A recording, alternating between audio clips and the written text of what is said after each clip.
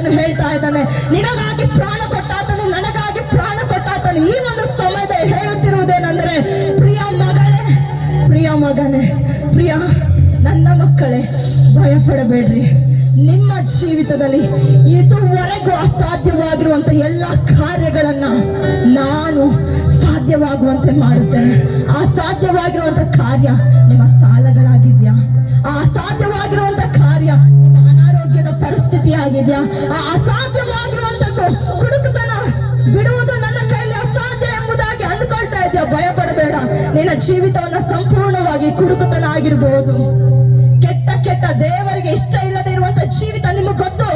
ಅಯ್ಯೋ, ನಾನು ಹೀಗೆ ಜೀವಿಸಬಾರ್ದು, ನಾನು ಯೇಸು ಕ್ರಿಸ್ತನ ಸ್ವಂತ ರಕ್ಷಕನಾಗಿ ಅಂಗೀಕಾರ ಮಾಡಿದ್ದೇನೆ, ಆದ್ರೆ ಈ ಶರೀರ ಕ್ರಿಯೆಗಳನ್ನ ಬಿಟ್ಟು ಬಿಡುವುದು ನನಗೆ ಅಸಾಧ್ಯ ಆಗಿದೆ.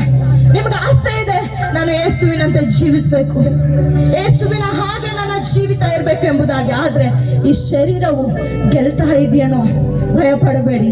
ಈ ಶರೀರದ ಆಸೆಗಳನ್ನ ಕೂಡ ದೇವರು ತೆಗೆದು ಹಾಕಿ ನನ್ನನ್ನು ಸಂಪೂರ್ಣವಾಗಿ ಯೇಸುವಿನ ಹಾಗೆ ಜೀವಿಸುವಂತ ಆತನು ಮಾಡುವ ಆತನಾಗಿದ್ದಾನೆ. ಹಲ್ಲೆಲೂಯಾ.